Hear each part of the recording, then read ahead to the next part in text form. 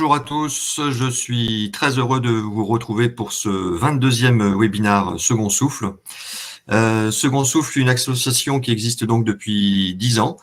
Elle est reconnue d'intérêt général et nous accompagnons les entrepreneurs à rebondir avec ou sans leur entreprise ou toute autre forme d'emploi.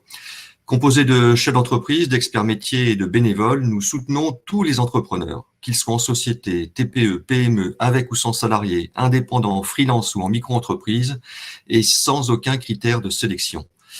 Nous sommes présents en France métropolitaine, mais aussi en Outre-mer, avec l'île de la Réunion et la Martinique. Tout ça pour vous dire qu'on va essayer de se réchauffer. Il fait pas très chaud ces derniers jours. Voilà.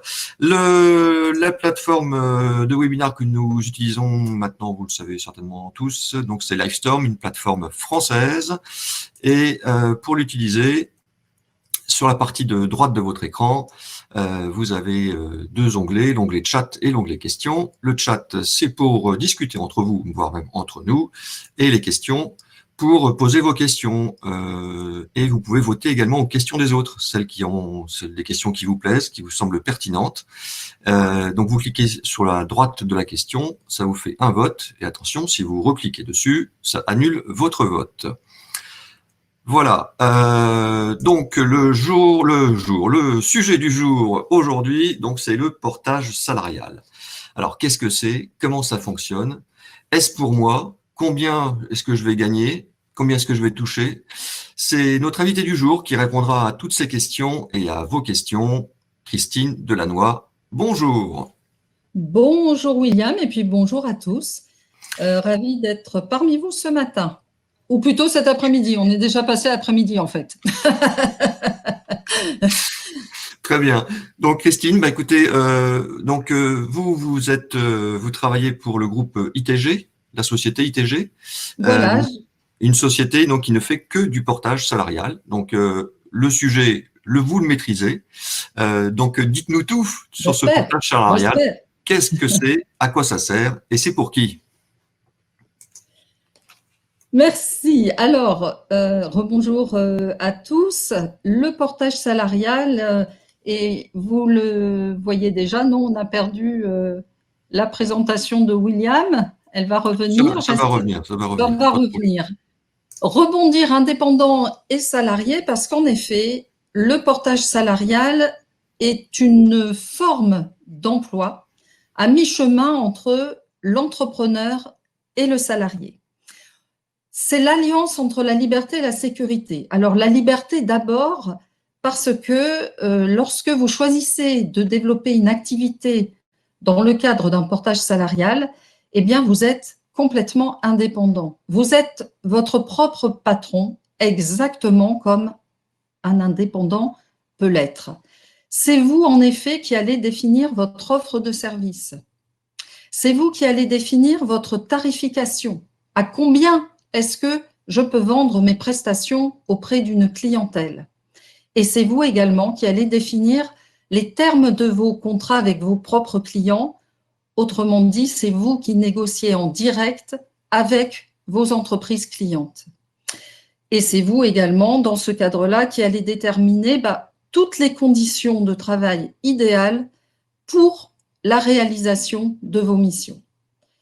C'est la sécurité également, car à partir du moment où vous réalisez une prestation avec un portage salarial, eh bien, vous allez être couvert par un contrat de travail. En effet, la société de portage salarial va vous établir un contrat de travail de manière à ce que vous soyez couvert lorsque vous intervenez auprès de votre client ou de vos clients. Bien sûr, le but, comme pour un indépendant, c'est de développer son activité au travers de plusieurs clients et plusieurs missions.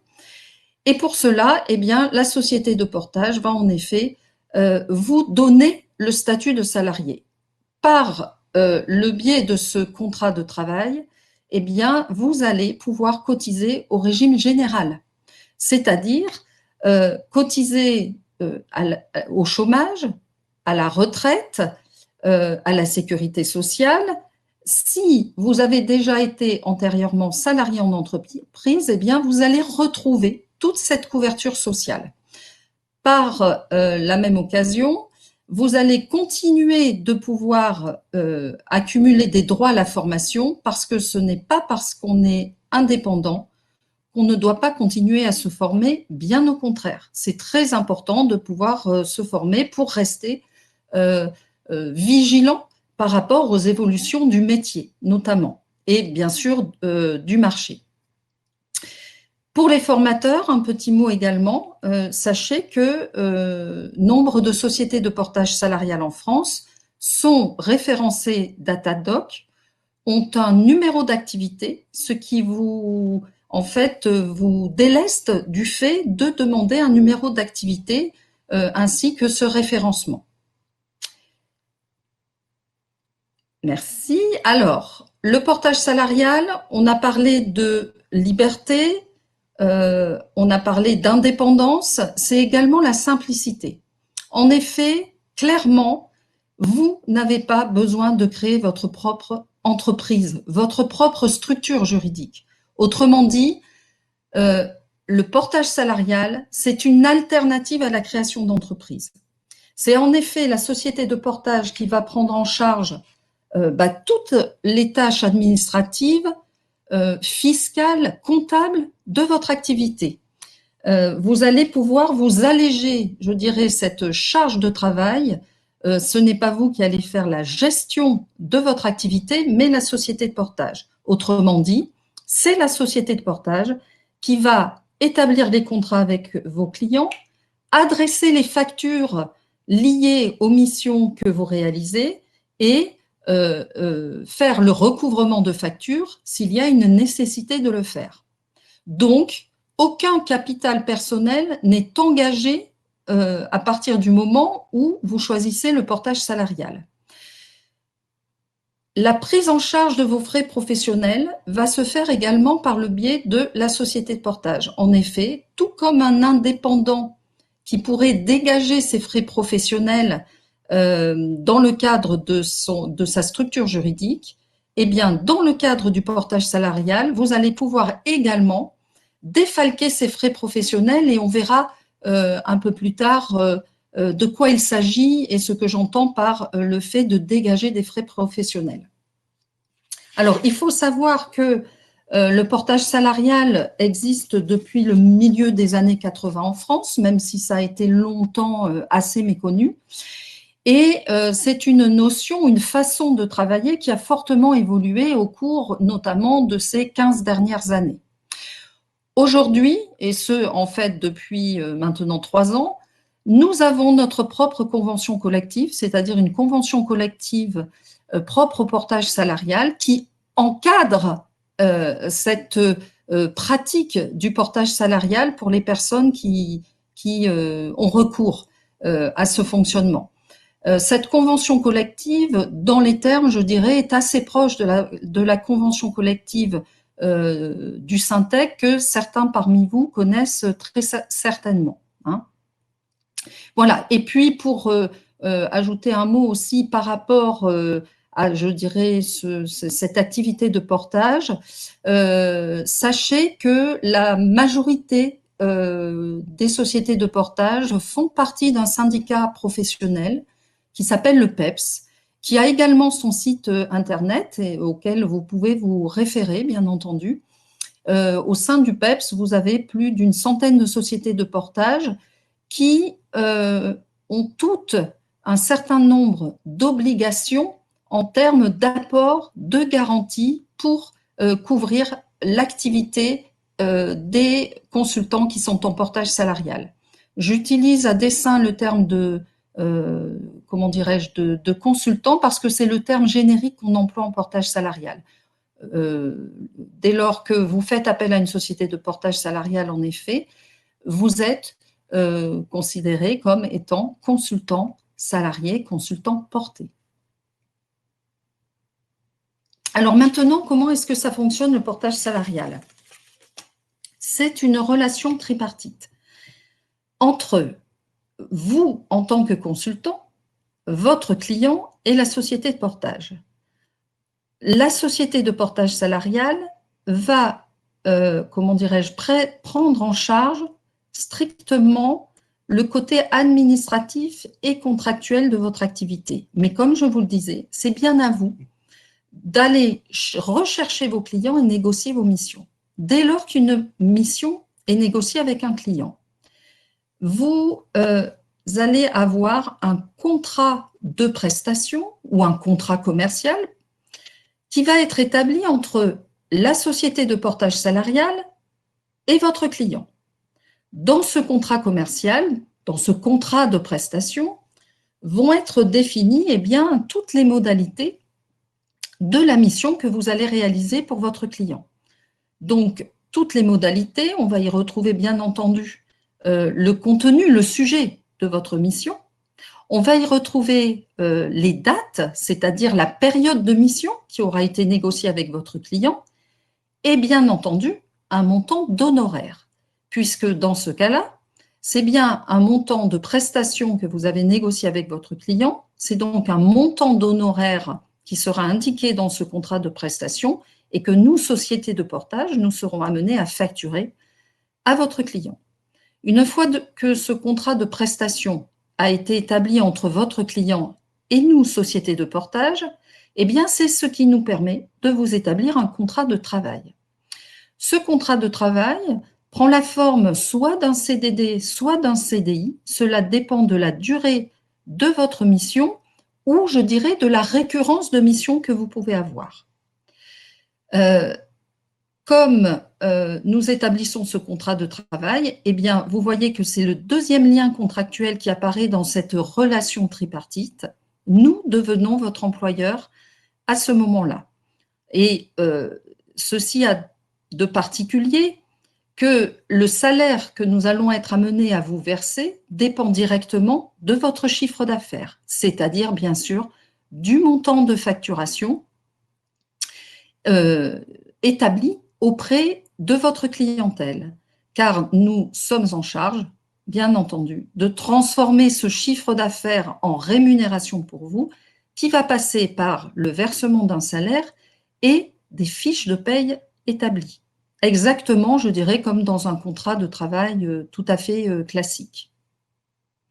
Vous allez réaliser la mission et vous voyez que, avec tous ces éléments-là, vous voyez qu'en effet, le portage salarial vous permet de vous concentrer finalement sur votre cœur de métier, c'est-à-dire chercher les missions et surtout les réaliser après les avoir définies avec vos clients. Tout l'aspect administratif comptable, une fois de plus, c'est la société de portage salarial qui va s'en charger. Alors, à qui s'adresse le portage salarial? Les profils sont extrêmement divers. Les profils sont divers parce qu'on retrouve aussi bien, je dirais, les entrepreneurs, les freelances qui veulent de cette manière-là lancer et développer leur activité. En effet, le portage salarial peut être vu comme une lampe de lancement. C'est-à-dire qu'un entrepreneur qui ne souhaite pas prendre de risques dès le départ ou de risques financiers, ou voire de gestion, peut utiliser le portage salarial, en effet, pour démarrer son activité, pouvoir tester son marché.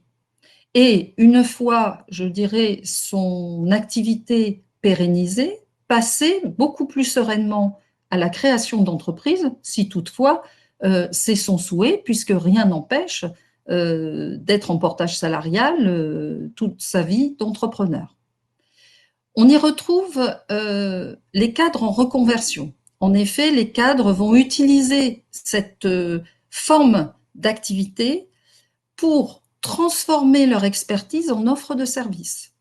Et par là même, cela leur permet d'intervenir dans différents secteurs, dans différentes entreprises, et donc de diversifier finalement leurs expériences professionnelles.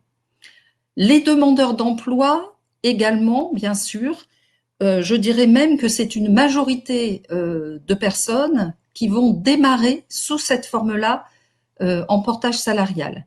C'est-à-dire que les demandeurs d'emploi vont pouvoir retrouver une activité souvent en démarrant une activité sous forme partielle, en travaillant sous forme de mission, hein, et donc de tester effectivement leur capacité à développer une activité de façon autonome.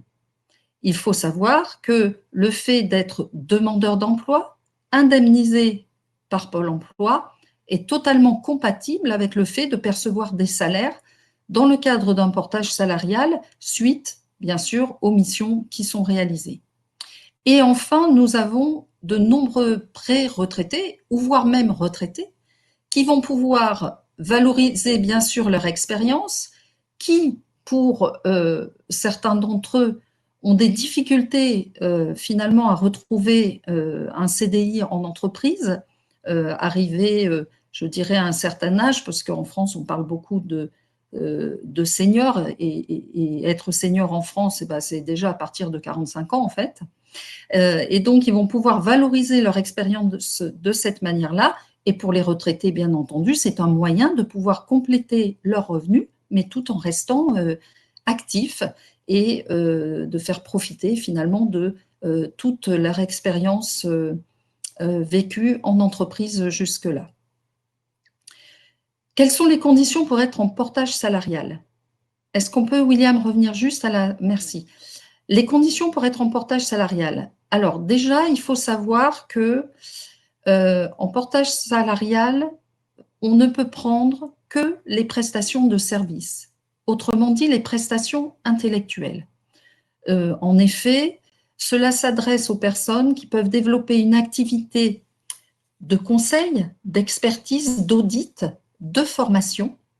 Sont exclus les métiers aussi bien manuels que artisanaux ou liés à la personne. Hein. Donc, ça ne s'adresse pas à tous les types de profils, mais en revanche, on est vraiment sur de la prestation de service.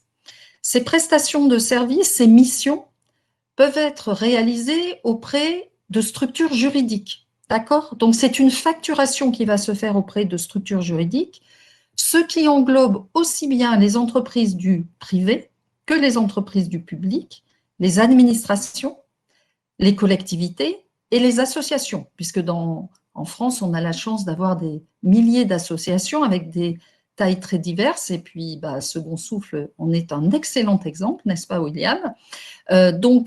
Nombre d'associations développent des projets et ont besoin pour cela de ressources externes. Donc, les consultants, on va dire autonomes, indépendants, peuvent bien sûr intervenir dans ce cadre-là pour les associations également.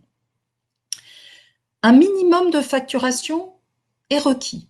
En effet, ce qu'il faut savoir, c'est que dans le cadre légal du portage salarial, c'est un contrat de travail de statut cadre qui est fourni, qui est élaboré, ce qui veut dire qu'il y a un minimum de rémunération en tant que consultant cadre à percevoir, ce qui fait que cela induit un minimum de facturation qui est de 280 € hors taxe par jour, homme. Hein, si on ramène la prestation en effet à la journée, ce montant minimum est de 280 € ou, traduit bien sûr en heures, cela signifie que c'est 40 € hors taxe minimum de l'heure.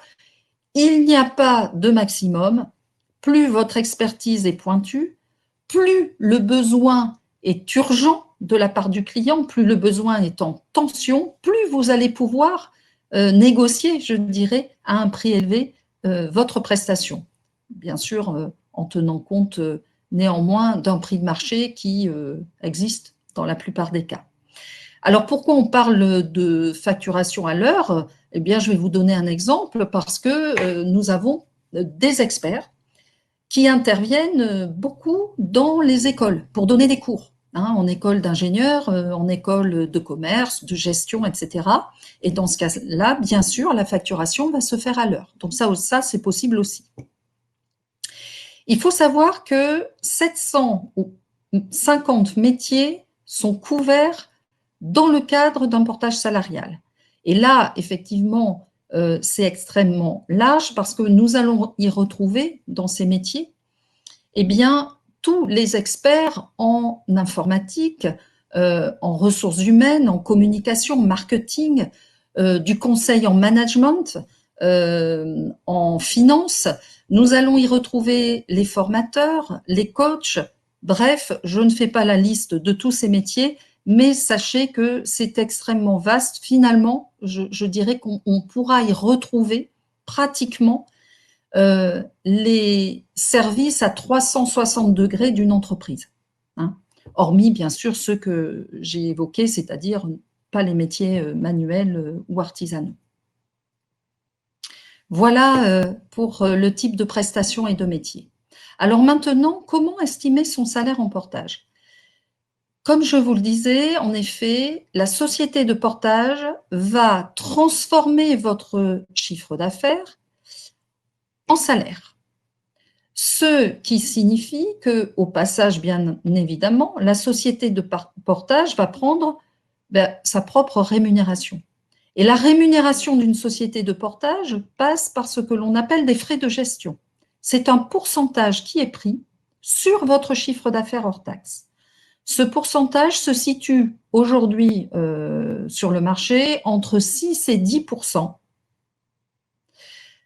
Cela dépend de la durée de vos missions, souvent, et cela dépend aussi du chiffre d'affaires que votre activité génère. Donc, entre 6 et 10% pris par la société de portage, et ensuite, la société de portage va déduire l'ensemble des cotisations sociales, c'est-à-dire à la fois les charges patronales et salariales pour vous établir votre fiche de paye et donc votre salaire net. Et en ce qui concerne ces charges sociales, eh bien, ce sont celles absolument identiques retrouvées sur une fiche de paye, je dirais, établie par n'importe quel employeur en France. Donc, pour résumer, et au final, en portage salarial, à partir du moment où vous avez vendu une prestation à un certain montant, une fois que la société de portage a, je dirais, retiré l'ensemble des cotisations et ses frais de gestion, eh bien, votre revenu net va se situer entre 47% et 55% du montant facturé au client. Pourquoi entre 47 et 55%? Si on ne parle que salaire, c'est-à-dire que vous décidez de demander à la société de portage de transformer intégralement votre chiffre d'affaires en salaire, c'est-à-dire que là, vous aurez un maximum de cotisations sociales déduites. Eh bien, votre salaire net va se situer aux environs de 47%.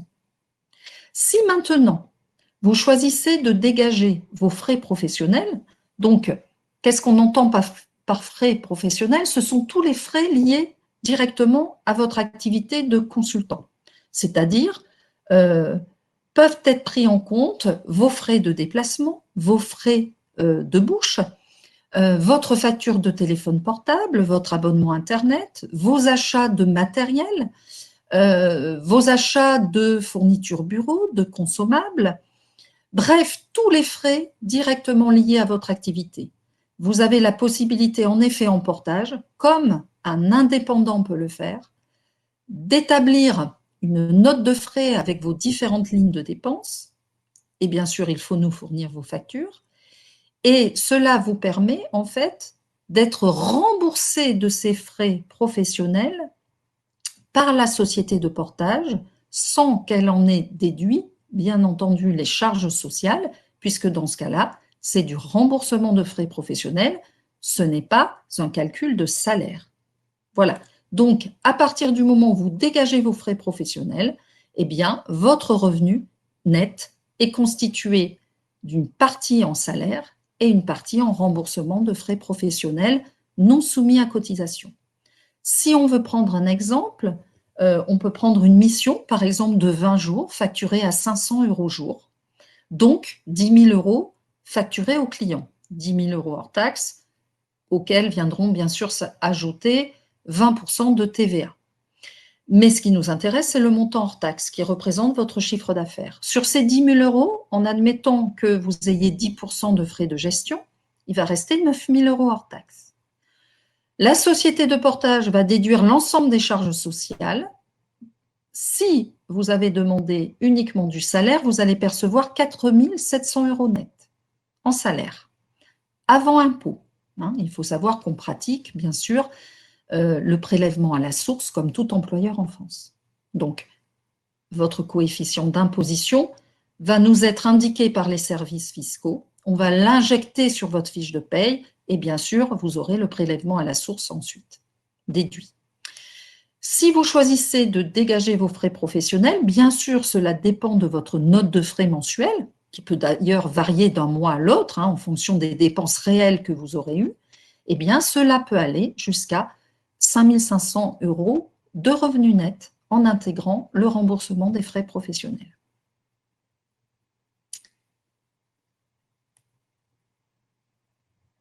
Alors, pour terminer donc sur la présentation, je dirais, globale du portage salarial, je vous l'ai dit, en France, c'est vraiment une notion, une forme d'activité qui existe depuis le milieu des années 80. Aujourd'hui, en France, vous avez plusieurs centaines de sociétés de portage, dont les plus importantes regroupées dans le syndicat professionnel du PEPS.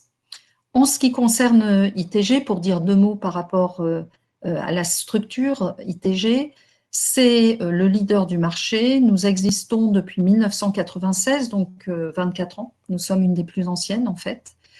Et nous accompagnons chaque année près de 4 000 consultants. Quand je dis accompagner, c'est bien sûr démarrer leur activité avec eux et bien sûr faire en sorte qu'ils la pérennisent et qu'ils puissent la développer dans le cadre de notre structure. Nous avons plus de 20 000 entreprises clientes, dont 80% du CAC 40, mais attention, il n'y a pas que les entreprises du CAC 40 qu'il faut viser. C'est-à-dire que nous facturons, pour nos consultants bien évidemment, aussi bien les TPE que les PME, bien sûr, que les grands groupes. J'en profite pour vous dire que si vous avez un profil à l'international, il ne faut pas hésiter, puisque vous pouvez tout à fait être détaché à l'étranger pour aller réaliser des missions. Ça va se passer de la même manière. Vous serez couvert par un contrat de travail de droit français et vous pourrez réaliser votre prestation à l'étranger. Nous facturons les clients à l'étranger et nous avons même un modèle de contrat commercial en anglais que vous pouvez leur soumettre. Donc, pas de souci pour les profils internationaux, bien au contraire. Que vous dire de plus? Alors oui, je vais dire un mot par rapport à l'accompagnement qui est fait. Sachez que quand vous êtes en portage salarial, oui, vous êtes autonome, oui, vous êtes indépendant, mais vous n'êtes pas seul. C'est-à-dire que vous faites partie d'un réseau, le réseau des consultants. Donc, vous allez pouvoir en effet échanger avec vos pairs et ceux, bien sûr, sur toute la France, puisque avec les moyens qu'on utilise aujourd'hui, il n'y a pas de souci. On a un réseau social interne d'entreprises pour cela. Et nous, quand je parle d'accompagnement, il faut savoir que ITG a développé tout un programme, un parcours de formation pour aider les consultants justement à développer leur propre activité. C'est un accompagnement en fait au développement commercial qui est vraiment, je dirais, l'écueil quand on veut pouvoir démarrer une activité de ce type-là. Voilà, William. Alors, je ne sais pas si des questions ont émergé. Écoutez, c'était très bien. J'ai tout compris. Donc, merci Christine. Au revoir. Bon week-end. Salut à tout le monde. Ravie. Ça me rassure. C'était très bien expliqué. Donc oui, beaucoup de questions. Alors, il y a des questions, les réponses ont déjà été dites dans votre présentation, merci. Mais on va refaire le tour, on est obligé.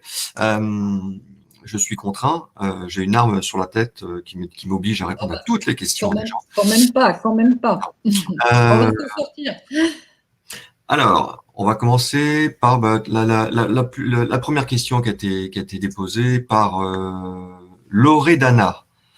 Loredana nous dit: le portage salarial est-il adapté pour l'ouverture de boutiques éphémères?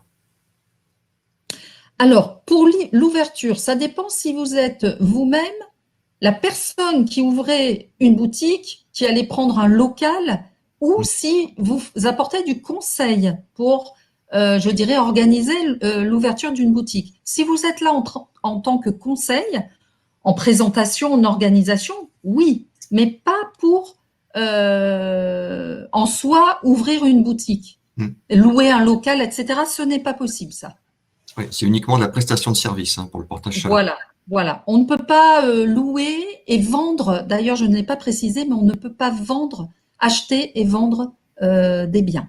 Enfin, des biens, je veux dire. Autre que pour son utilisation professionnelle. Voilà. Stéphanie nous dit, peut-on cumuler le statut de micro-entrepreneur avec le portage salarial? Tout à fait, tout à fait. Non seulement le statut en micro-entreprise, mais n'importe quel autre statut. C'est-à-dire que le fait de réaliser des missions en portage salarial n'exclut aucun autre statut par ailleurs. Vous pouvez être à la fois salarié dans une autre entreprise et réaliser des prestations en portage. Vous pouvez être en micro-entreprise, vous pouvez être gérant d'entreprise. Tout est possible, rien n'est exclu. Très bien. Alors, attention, c'est une question. Pierre, Il y a combien? Il y a trois questions, non, 4 questions en une. C'est une question qui nous a été posée par Sabrine, juste avant que le webinaire ne commence, cette semaine. Donc, voici. Bonjour, est-il possible de faire cohabiter le portage salarial et l'ARE? Oui, complètement. Comme je le disais, enfin je crois, il est tout à fait possible d'être demandeur d'emploi indemnisé et de faire des missions en portage. Tout à fait. À ce moment-là, d'ailleurs, comme je vous le disais, c'est la majorité des personnes finalement qui démarrent une activité avec nous, qui sont dans ce cadre-là. Comment ça se passe? Vous réalisez votre prestation, vous percevez un salaire de notre part à la fin du mois, et quand vous allez actualiser votre situation auprès de Pôle emploi, vous allez déclarer être toujours demandeur d'emploi. Il ne s'agit pas d'être radié, vous restez demandeur d'emploi, mais vous avez eu une activité partielle dans le mois, et là, vous allez déclarer le montant de salaire perçu.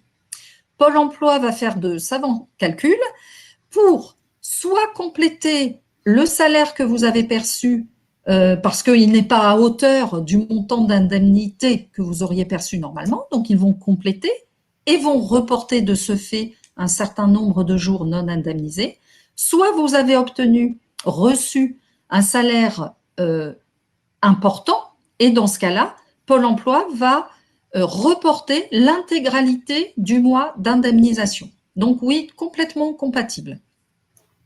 Alors, continuons la question. L'idée étant de bénéficier d'un revenu de temps que le projet monte en puissance, combien coûte le portage salarial? Donc ça, on y arrive. Voilà, ce sont les frais de gestion, en fait. Est-ce possible d'illustrer avec un cas pratique, exemple avec un contrat mensuel de 3 600 €? C'est ce que j'ai fait avec 10 000, voilà. Le principe est le même. Le principe est le même. Donc, je préviens tout le monde, vous aurez comme d'habitude avec les webinaires Second Souffle, vous aurez comme d'habitude le replay, et sous le replay, vous aurez un petit lien pour télécharger toute la présentation qu'a fait Christine Delannoy pour nous. Donc, pas d'inquiétude là-dessus. Alors, dernière question, non, avant-dernière, comment sont traités les frais professionnels, déplacement, rendez-vous client, déjeuner client? Ça, on a répondu aussi dans la présentation. Il est possible de les passer en frais professionnels, en fait. Ouais. Quelle est la procédure pour un retour? Ah, attendez, Christine, j'ai une question pour vous. Concernant les frais professionnels, je crois qu'en micro-entreprise, on ne peut pas mettre tous les frais professionnels. Alors, on peut en mettre aucun, en fait. Ah, c'est-à-dire que quand vous êtes en micro-entreprise, vous ne pouvez défalquer aucun frais professionnel. Et je dirais que c'est même, entre guillemets, pire que cela, c'est-à-dire que si vous êtes amené à faire une mission pour un client qui, par exemple, se trouve en région, la personne est à Paris et sa mission se passe à Marseille. Elle a des frais de déplacement, d'hôtel, etc. Cette personne souhaite refacturer ces frais-là à son client parce que c'est dans le cadre de la mission qui lui est demandée. Eh bien, dans le cadre d'une micro-entreprise, si la personne facture les frais de mission à son client, lorsque le client va rembourser ou plutôt payer la facture des frais, eh bien, ça sera considéré comme du chiffre d'affaires pour le micro-entrepreneur. Dans le portage salarial, c'est complètement différent, puisque la refacturation des frais de mission vient en plus, bien sûr, des honoraires facturés, mais ne seront pas considérés comme du chiffre d'affaires. Hein. Ah, Voilà. c'est ce que je voulais signaler, c'est important quand on veut monter sa boîte. Les C'est fois, important. on pense toujours à la micro-entreprise, l'auto-entrepreneuriat, Ouais. mais on ne pense pas à ce petit truc-là, c'est que les frais, on ne peut pas les mettre dedans. Non. Donc, le portage salarial, c'est peut-être une bonne idée aussi de commencer une activité d'entrepreneur. Dernière question de Sabrine. Quelle est la procédure pour un retour à l'ARE si mon activité n'est plus pérenne? Donc, Alors, c'est vraiment très simple. Comme c'est un statut de salarié et que vous avez cotisé pour le chômage, eh bien, tout simplement, si jamais vous étiez arrivé au bout de vos droits acquis, si vous étiez déjà demandeur d'emploi indemnisé et que vous êtes arrivé au bout de votre indemnisation, eh bien, vous ferez valoir vos salaires perçus en portage pour recréer des droits au chômage, tout simplement. bon, j'espère, Sabrine, qu'on a bien répondu à toutes vos questions. Alors, on reprend des questions en direct. Ah oui, j'avais noté la question de Béatrice. Les cotisations sociales patronales et salariales sont-elles du même montant que pour un salarié d'une entreprise classique? Complètement. Complètement. Il n'y a aucune différence, donc elles sont aussi élevées. Alors, évidemment, vous l'avez bien saisi, la différence là, c'est que à la fois, vous avez les charges patronales et les charges salariales, car ce qui nous permet de les verser, nous, employeurs, sociétés de portage, c'est bien votre chiffre d'affaires. Comme un indépendant va payer l'intégralité de ses charges d'ailleurs. Alors, une question de Philippe. Puis-je proposer une formation en ligne en portage? Elle Oui, serait donc facturée absolument. à plusieurs clients pour la même prestation. Donc, oui, c'est de la Vous prestation pouvez- oui. intellectuelle, donc il n'y a pas de souci là-dessus. Hein. C'est bien sûr, d'ailleurs, je dirais, une nouvelle façon pratiquement bon, ça existait, hein, le e-learning, etc. Ça s'est développé bien sûr avec la période qu'on traverse et qu'on connaît tous. Donc pas de souci, c'est de la prestation intellectuelle, c'est de la formation. Donc oui, vous pouvez. Très bien. Alors il y a Patrick dans le Var, Oui. me semble-t-il. Bonjour Patrick. Les frais de portage sont-ils défiscalisables? Ah non. Non, les frais de portage, vous entendez les frais de gestion de la société de portage ou... Ah, Alors, si ce sont les frais pris par la société de portage, non, parce que vous payez une prestation finalement, notre prestation. Seuls les frais de fonctionnement, les frais professionnels, peuvent être, comme je vous le disais, défiscalisés. bien tenté Patrick, mais non. Non, on peut pas gagner sur tous les tableaux. Alors, on a répondu, je crois que vous avez répondu, enfin c'est pas je crois, je suis sûr. Proposez-vous, une question de Célia, proposez-vous des solutions collaboratives, un Oui, intranet, une e-plateforme collaborative pour répondre par oui. exemple au commun à des appels d'offres?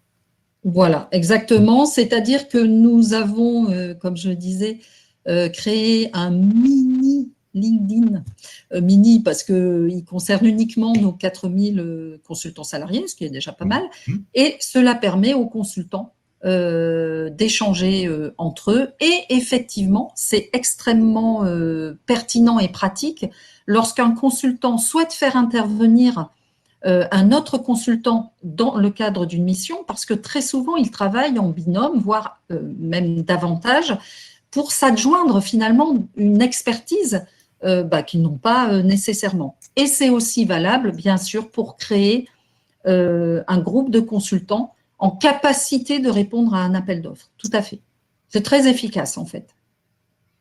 Bien, merci Christine. Une autre question de Célia. Quelles sont les différences avec une formule proposée par les coopératives d'activité économique? Alors, c'est vrai que dans le fonctionnement, c'est assez semblable. parce que je crois qu'elles parlent aussi de portage. Elles prennent également des frais de gestion. Maintenant, je pense que l'état d'esprit n'est pas forcément le même. Hein. Finalement, ça va dépendre de votre propre projet professionnel. Dans le cadre d'une coopérative, comme son nom l'indique, vous allez être davantage sur un projet coopératif avec les autres entrepreneurs. Et puis, il y aura d'autres métiers représentés qui ne peuvent pas l'être dans le cadre d'un portage salarial, hein, puisque, comme je vous le disais, on est vraiment strictement sur de la prestation intellectuelle dans le portage. Donc, le mieux, c'est bien sûr de vous renseigner également auprès de coopératives pour voir finalement quel est le mode de fonctionnement qui correspond le mieux à votre projet professionnel. Bien. Alors, une question de Christine. Alors, c'est pas vous, hein, une autre Christine. Ah bon? Non, bon, vous posez pas encore les... Aussi, y a-t-il des dépenses exclues des frais professionnels, par exemple l'achat d'un ordinateur ou toute autre dépense supérieure à X 1000 euros? Les frais exclus, oui. Les frais, ça va être par exemple l'achat d'une voiture. L'achat d'une voiture n'est pas pris en considération, mais en revanche, des indemnités kilométriques liées à vos déplacements, oui. Hein. Mais dans les achats, en fait, les achats, à partir du moment où ils sont justifiés par votre activité, ils peuvent être pris en considération. Si vous êtes formateur et que vous achetez un écran, un projecteur, bien entendu, ça fait partie des frais professionnels, vous voyez. Donc là, il peut y avoir des frais spécifiques à votre activité, en fait. Hein. Une question de Karine. Oui. Comment sort-on du contrat de portage en CDI? Alors, ça, c'est une bonne question, parce que comme je vous le disais, il y a deux formes de contrat possibles. Soit c'est un CDD, soit c'est un CDI. Si vous êtes en CDI, parce que vous avez développé votre activité, vous avez des missions récurrentes, qui fait qu'à un moment donné, on va vous proposer de passer en CDI, ou vous allez nous le demander. Si à un moment donné, vous n'avez plus d'activité, ou vous êtes reparti finalement sur un autre projet, tout à fait possible, et vous êtes entièrement libre, il va falloir nous séparer. Donc là, il y aura deux cas de figure. Et ça, de toute façon, on vous sensibilise dès lors qu'on vous établit un contrat de travail type CDI. Soit vous avez pris soin de garder un certain montant de trésorerie sur le compte financier que vous avez chez nous. Le compte financier, c'est quoi? C'est là où vont aller tous les règlements de facture client et qui constituent votre chiffre d'affaires et votre trésorerie. Donc, soit vous avez pris soin de ne pas vous faire verser intégralement tous les salaires, mais vous avez pris soin de garder un peu de trésorerie. Et dans ce cas-là, ça va nous permettre de pouvoir procéder à une rupture conventionnelle, à un licenciement, pour pouvoir vous verser les indemnités légales de licenciement. Soit vous n'avez pas pris le soin de garder une somme d'argent sur votre compte financier, et dans ce cas, la seule solution pour vous sera de démissionner, tout simplement. Mais si vous démissionnez, vous ne pourrez pas vous inscrire à Pôle emploi et vous ne pourrez pas faire recalculer des droits sur la base des salaires perçus. Donc voilà les deux possibilités de sortie. J'espère que ça va, c'est assez clair. Sinon, les gens le disent dans le chat. Hein, en général, pour l'instant, ils disent plutôt merci. Pas, ils disent plutôt merci, pas. Très bien. Donc, n'hésitez pas. Les réponses sont bien. Voilà. Attendez, j'avais vu une question intéressante. Ah oui, parce que je me suis posé la question aussi. La liste des métiers, les 750 métiers dont vous avez parlé tout à l'heure, ils sont, ça fait partie du statut juridique des entreprises du portage? Non, ça c'est vraiment l'expérience d'ITG qui fait que en 24 ans, nous avons eu 750 métiers différents, mais il n'y a pas de liste exhaustive. Ça découle du fait que c'est vraiment de la prestation. Ouais, donc Patricia nous demande où peut-on trouver la liste des métiers sur le site ITG? On peut pas. Il n'y en a pas. Alors, on peut pas. Non. Si vous allez sur le site ITG, En revanche, ce qui est intéressant, c'est que c'est quand même séquencé par type de métier. Alors évidemment, il ne va pas y avoir les 750, mais allez-y parce que en fonction, effectivement, je dirais de votre groupe, du groupe de métier auquel vous appartenez, vous allez vous y retrouver. Hein, et là, vous aurez effectivement des différenciations, des conseils, voilà, qui seront prodigués. Très bien. Et ça, vous le retrouvez sur notre site internet. Ok. Alors, une question je crois que vous y avez répondu pendant la présentation, mais Sandy nous demande, peut-on faire du portage avec des particuliers ou qu'avec des entreprises? Alors, un particulier, c'est pas une organisation. Voilà, c'est ça. Ou alors, c'est peut-être une association de particuliers. Alors, et globalement pour les sociétés de portage, hein, qui en tout cas font partie du PEPS, la facturation se fait auprès d'organisations, effectivement, hein, de structures juridiques. Alors maintenant, à la marge, je dirais, si il vous arrive dans le cadre de votre développement d'activité chez nous que exceptionnellement vous avez un particulier à facturer, on ne va pas vous dire bah non, créez votre micro-entreprise et puis voilà, en gros débrouillez-vous. Mais c'est pas notre fonctionnement, d'accord? C'est vraiment les organisations. Alors, ce que je veux dire, c'est que si votre cible client sont essentiellement les particuliers, ce n'est pas le portage salarial qu'il vous faut qui sera adapté. Voilà, je vais le tourner comme ça. Oui. Donc, parce qu'en fait, on ne gère pas, voilà, on ne gère pas en fait les particuliers comme des organisations. Une question de Stéphanie, est-ce que l'on cotise aussi au chômage et que l'on se crée des droits communs comme n'importe quel salarié? Oui. Vous avez toutes les lignes de cotisation, comme je le disais, sécurité sociale, retraite, prévoyance. On vous propose aussi une mutuelle hein, que vous n'êtes pas obligé d'accepter si vous en avez une, sauf si vous êtes en CDI chez nous. La mutuelle est obligatoire.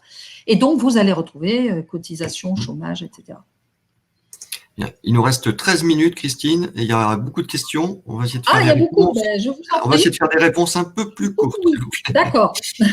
Alors, où est-ce qu'elle est cette question? Oui, Charlotte qui nous dit, je trouve ça intéressant, le contrat de travail inclut-il une assurance professionnelle? Alors, le contrat de travail, non, mais nous, oui.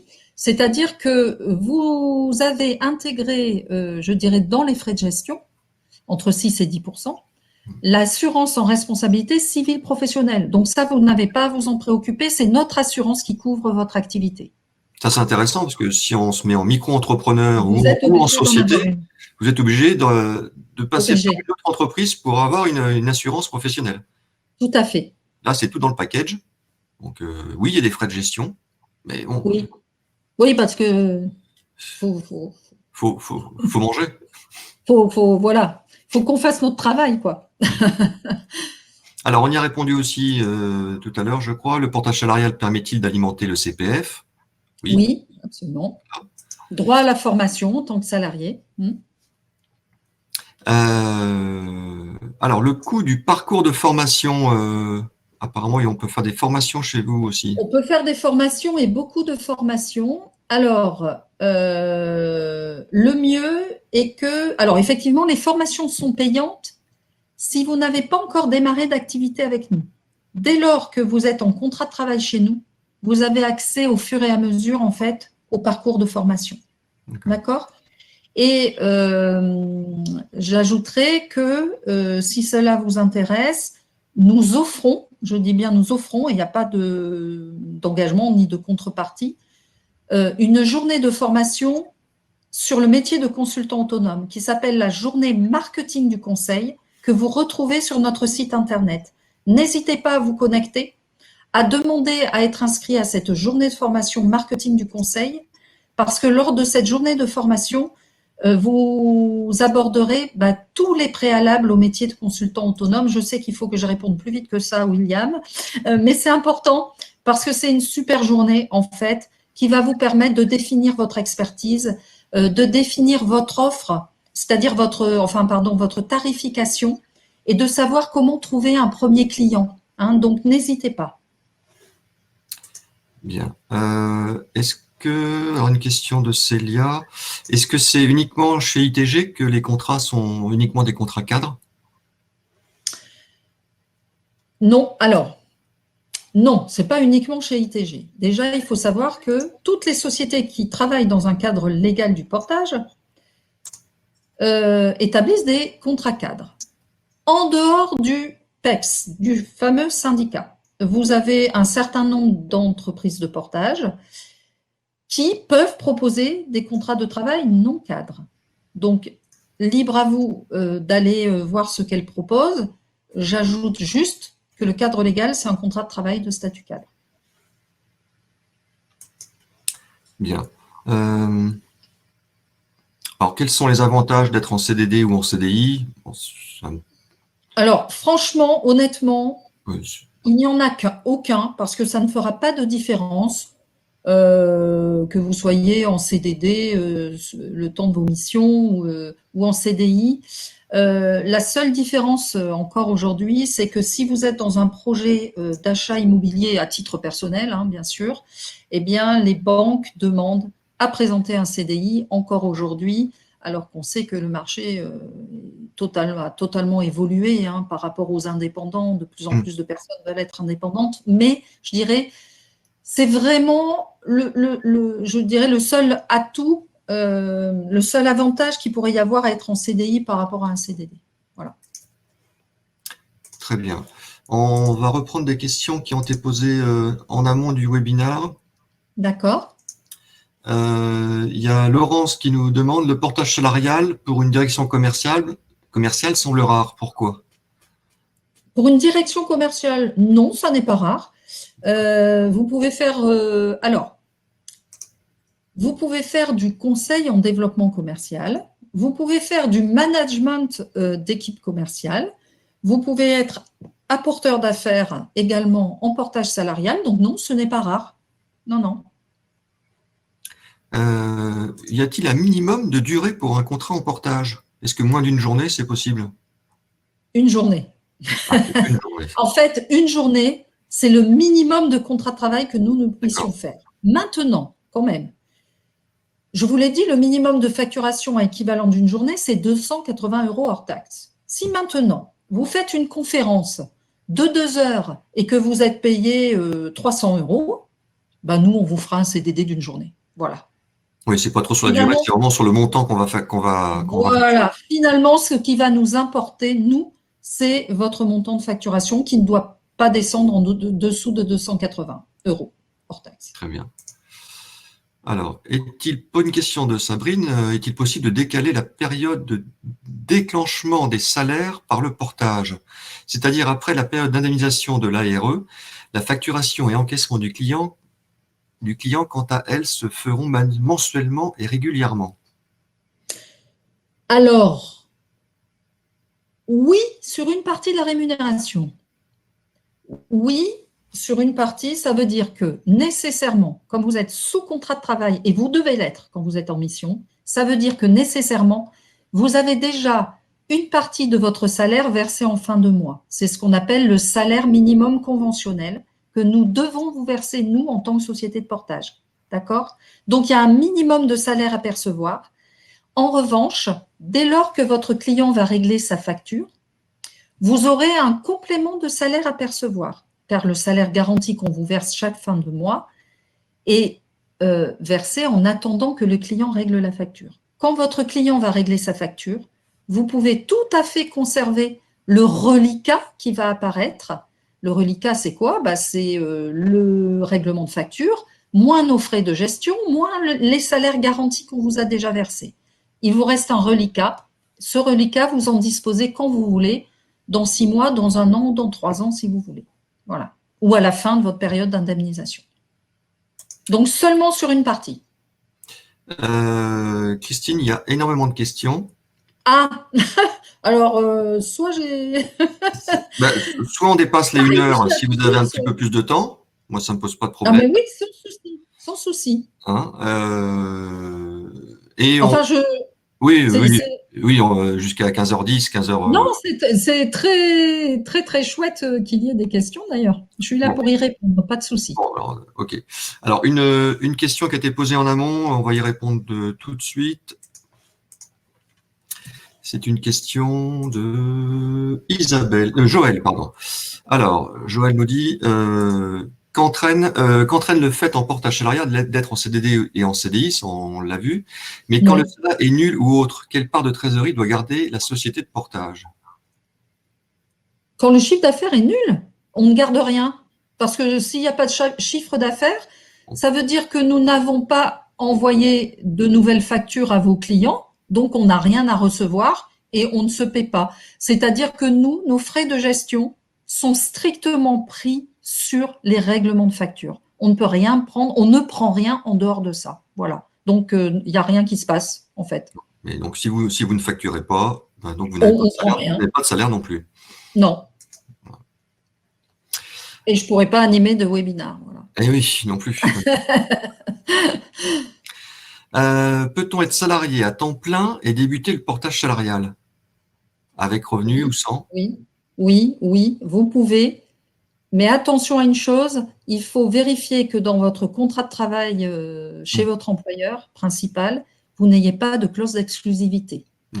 Donc, s'il n'y a pas de clause d'exclusivité, pardon, eh bien, oui, vous pouvez faire des missions en portage salarial et vous aurez pris soin de nous avertir que vous étiez déjà à temps plein par ailleurs, parce que nous, on va adapter le contrat de travail à celui que vous avez déjà, à savoir que nous allons faire attention au cumul d'heures, hein, mais tout à fait possible. Alors, question un peu, non, c'est bien. Alors, comme Fatima nous demande comment sont considérés les associés dans le portage salarial. Il ne peut pas y avoir d'associés. Il ne peut pas y avoir d'associé puisque vous êtes salarié Oui, par nous. oui. Alors, je ne sais pas ce qu'entend par là Ah oui, cette personne, mais en revanche, il est tout à fait possible, comme je le disais tout à l'heure, de pouvoir travailler à plusieurs sur une mission. Et dans ce cas-là, ce qui se passe, c'est qu'il y a en général un contrat commercial qui couvre toute la mission avec le client et tout le règlement de facture, tous les règlements de facture vont sur un seul compte financier d'un consultant et à partir de ce compte financier, nous allons rémunérer les autres consultants. Je ne sais pas si ça répond à la oui, question oui, de je sais. madame, mais À moins qu'elle nous ait donné est-ce que ça répond à sa question? Non, Fatima n'a pas répondu. Bon, alors, question suivante. Ah oui, tiens, c'est bien ça. Si l'on traduit bien, les frais de rupture conventionnelle sont payés avec notre trésorerie. On absolument. s'autofinance ces frais? Toujours, toujours. Alors, ce n'est pas un autofinancement de Mm. frais, c'est un autofinancement d'indemnité légale, bien sûr. Comme je vous le disais, tout ce que la société de portage est amenée à vous verser en termes de rémunération, effectivement, d'indemnité légale s'il y a un licenciement, de remboursement de frais professionnels, c'est votre chiffre d'affaires qui nous permet de le faire, bien sûr. On n'est pas un employeur classique, hein, c'est-à-dire que on est employeur au sens où c'est nous qui allons vous établir un contrat de travail. Nous allons verser pour vous toutes les charges sociales, mais en revanche, vous êtes complètement comme un indépendant. C'est-à-dire que votre rémunération, c'est vous qui la générez à travers votre chiffre d'affaires. Je réponds rapidement à Sabrine qui nous dit est-ce que les frais de gestion de 10% sont déjà déduits de votre calcul pour arriver à 4 700 €? Oui, Oui, et vous le oui, verrez quand vous pourrez télécharger les replays à partir oui. de ce soir ou demain. Les frais de gestion sont toujours pris à la source, c'est-à-dire sur le montant hors taxe de la prestation. Donc oui, le calcul en tient compte. Voilà. Donc ça va répondre aussi à ce que je viens de dire à Patrice. J'ai loupé le début. Doit-on se... Non, déjà, c'est pas bien, Patrice. Ça, faut toujours être à l'heure. Au webinaire Second Souffle, faut toujours être à l'heure. Doit-on se déclarer d'une quelconque manière en amont pour pouvoir se lancer par la suite dans le portage salarial? Je suis actuellement aux ACDIC. Donc, on y a répondu à cette question, hein. Donc, Patrice, vous le verrez dans le replay à partir de ce soir ou de demain. Alors, quels sont Ça, on a répondu aussi. Encore une personne en retard, mais décidément. Je vous ai rejoint avec un peu de retard. Vous avez donc peut-être répondu à ma question. À partir de quel chiffre d'affaires peut-on être salarié en portage salarial? Donc, ça, on y a répondu. D'abord, CDD. Suivant, 280 €. on a déjà répondu à La toutes ces journée. questions. Donc, c'est lié au replay. Voilà. Confirmer que l'on ne peut donc pas facturer des particuliers. Oui, on a confirmé, on en a parlé. Une question, tiens, quelle différence avec l'intérim? Alors, quelle différence Il y a, avec il y a l'intérim? des boîtes d'intérim qui peuvent salarier maintenant faire des contrats de travail. Ah bah oui, c'est le cas d'ailleurs. C'est Enfin, comme je veux ça dire que ça des, se non, mais passe. ils peuvent faire, mais certaines font des CDI maintenant, je crois. Alors ça je l'ignore, mais en tout cas, la différence, c'est que vous aurez bien compris que le portage salarial s'adresse vraiment aux personnes qui veulent avoir leurs propres clients, hein, et négocier leurs propres missions. Dans le cadre d'une mission cadre intérim, puisque ça existe aussi, c'est totalement différent. C'est-à-dire que c'est la société d'intérim qui a son portefeuille d'entreprise, de clients, lesquels clients vont lui exprimer un besoin dans telle ou telle fonction. Et la société d'intérim va aller rechercher dans la CVTech qu'elle a les profils auxquels elle va pouvoir proposer le poste, la mission, on va dire. Le portage, c'est pas ça. Ce n'est pas la société de portage salarial qui va vous apporter les missions.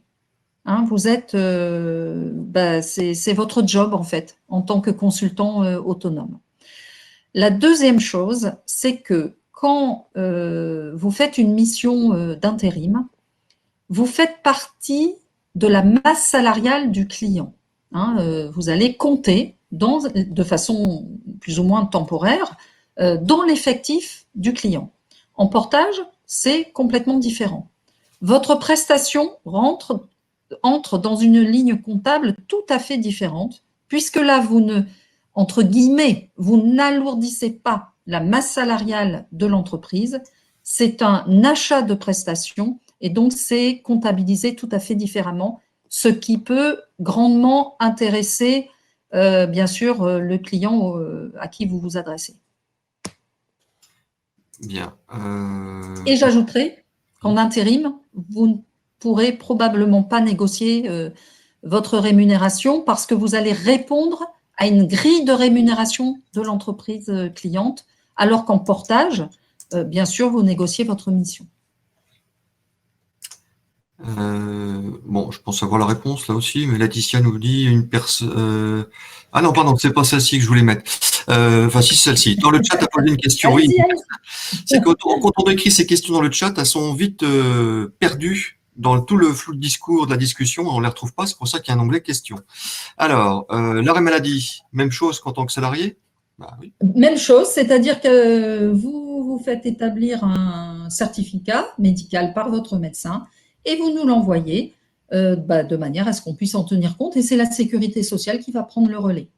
Ce qui fait une grosse différence avec la micro-entreprise aussi d'ailleurs. Patrick nous dit, si j'ai bien compris, c'est vous qui facturez. Pouvez-vous Oui. refuser des entreprises à facturer, comme l'affacturage par exemple? Alors, l'affacturage, Euh, comme les sociétés d'affacturage, oui, c'est ça? oui, oui. D'accord. Alors, sur la capacité à refuser de facturer un client, oui. Mais ça, on le sait dès le début. C'est-à-dire que quand on va voir arriver le contrat commercial avec le nom du client, on peut tout à fait, si on a un doute, faire une enquête financière. D'accord? Si l'enquête financière s'avère catastrophique, on va vous dire attention, votre client est potentiellement à haut risque. On a tous les risques d'impayés possibles. Donc, soit vous ne prenez pas la mission, soit vous lui demandez d'être finalement réglé en amont de la mission. D'accord? Les cas sont extrêmement rares. Il faudrait vraiment que l'entreprise nous ait laissé une ardoise dans le passé pour qu'on puisse être alerté de cette manière-là. Voilà. Alors attendez, c'est en train de ils sont en train de se battre là dans les questions. Puis J'ai mon temps, hein, j'essaie de me faire les calculs dans ma tête, mais alors, j'espère que Philippe est dans le faux. Philippe, il y a 5 minutes, il a écrit 280 € de l'heure, 280 € hors taxe par jour, moins 10% de frais, moins les charges patronales, moins les charges salariales, ça fait 63 € net. Ça fait, je n'ai pas de calculatrice dans la tête, mais 47% de 280 € en salaire. Donc, moins de la moitié, en fait. Ah Oui, non, non, le calcul n'est pas bon là. oui, ça me semble. Non, non, non, non, parce que si je prends ma calculatrice vite fait, et si je pars de 280 €, si je calcule 47% qui est le minimum, on est à 131 € net, hein. Oui, Pas à 70, hein. ça. Oui, oui. Je vous le disais, en fait, vraiment, gardez un, comment dirais-je, ce rapport-là en tête. Vous avez un montant de facturation hors taxe. En gros, vous serez aux alentours de la moitié en rémunération nette. Voilà. Mais Hein. Selon mais si c'est vous avez pareil, d'autres si on est demain, si demain on passe en société, hein, ça Exactement, fera la même exactement. chose, hein, Voilà. à 6 ou 10% près. Voilà. Oui, après, en Mais intégrant ou pas les frais professionnels, hum, alors ce que je n'ai pas dit non plus, mais c'est que vous avez des sociétés de portage, les plus importantes, qui vont vous proposer d'autres services de défiscalisation.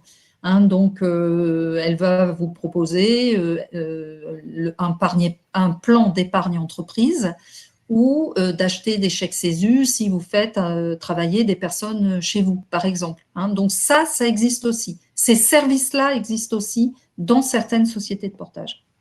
alors justement, Béatrice nous dit, mais pourquoi est-ce qu'il y a autant de différences entre les retenues par les sociétés de portage? Entre 6 et 10%. Parce que ça dépend comment. Alors, ça dépend comment et quels sont les services apportés par la société de portage. Si vous êtes, autrement dit, les services apportés, bah, c'est ceux que je viens d'évoquer. Est-ce que vous avez de la formation? Est-ce que vous avez des moyens de défiscalisation? Est-ce que la société de portage va gérer vos frais professionnels? Est-ce qu'elle va vous restituer la TVA sur les achats de matériel que vous faites ou pas? Je dis ça parce que nous sommes très peu à le faire. Il y a tous ces éléments-là à prendre en compte. Et aussi, ça c'est super important, est-ce que quand vous avez besoin d'aide sur, je dirais, d'aide par rapport à un conseil juridique, par rapport à vos clients ou aux contrats qui vous sont proposés, est-ce que si vous avez des questions sur les salaires qui vous sont calculés, etc., est-ce que vous avez bien une personne en face ou en tout cas en ligne qui peut vous répondre? C'est-à-dire, est-ce que vous avez une personne dédiée pour vous accompagner dans votre activité? Ça, c'est super important. L'objectif en portage, c'est de vous décharger le plus possible de tous ces aspects de gestion. Si vous avez affaire à une société de portage qui a une ou deux personnes et qui travaille derrière son écran et qui n'a pas le temps de vous répondre, très rapidement, vous aurez le sentiment voilà, de ne pas avoir eu de réponse à votre besoin, ce qui peut expliquer qu'il y ait des frais de gestion annoncés en facial à 3, 4 ou 5%. Très bien. Tiens, une question aussi très intéressante. Ça, Patricia nous demande, elle nous dit, avez-vous des impayés et comment sont-ils gérés? Est-ce que ITG a un service de recouvrement?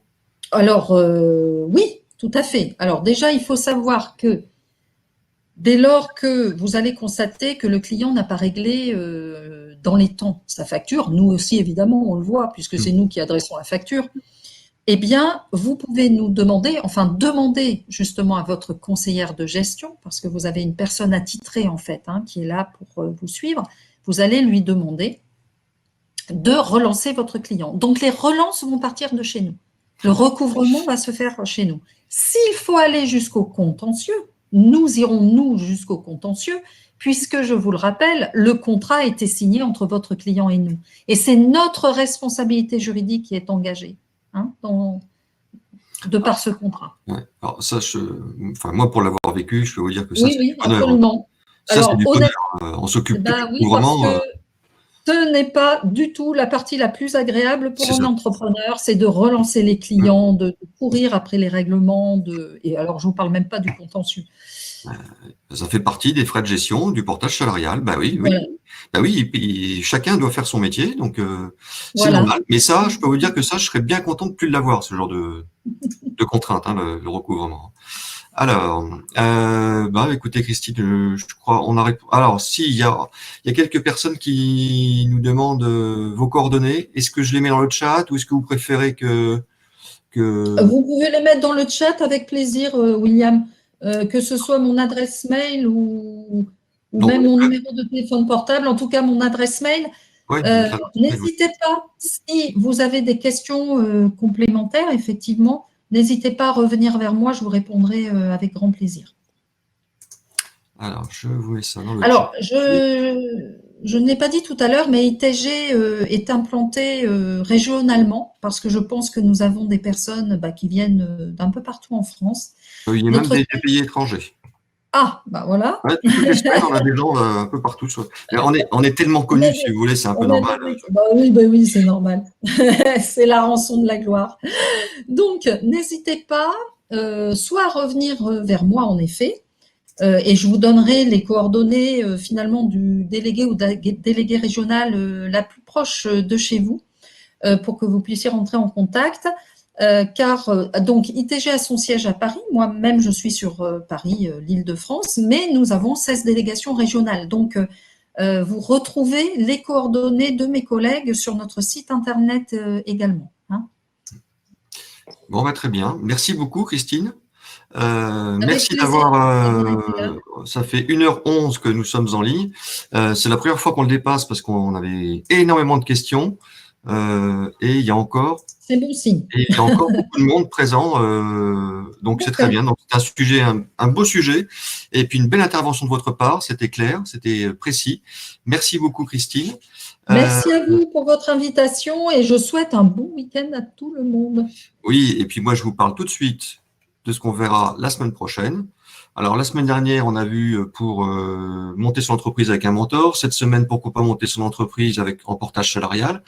Maintenant, on va peut-être passer directement monter sa société, mais avant de monter sa société, il faut se faire un business plan. Donc, construire un business plan efficace, c'est la semaine prochaine avec Marine Levrat. Marine, on l'a déjà reçue au mois de septembre. Elle nous a parlé d'un autre sujet. C'était l'entrepreneuriat au féminin, mais son métier c'est l'accompagnement et la création de stratégies efficaces pour l'entreprise viable, mais son cœur de métier, c'est vraiment la création de business plan, d'aider les futurs entrepreneurs à monter son business plan. Donc, elle sera avec nous la semaine prochaine et j'espère que vous serez encore aussi nombreux et avec encore plein de questions. Donc, à la fin de ce webinaire, vous serez redirigé vers le site Second Souffle et vous verrez exactement le même visuel à l'écran. Vous cliquez dessus et vous n'aurez plus qu'à vous inscrire pour le webinaire de la semaine prochaine. Voilà, je vous souhaite à tous et à toutes un très très bon week-end. J'espère avec un peu plus de soleil et de chaleur. Merci beaucoup Christine et à très bientôt tout le monde. Bye bye.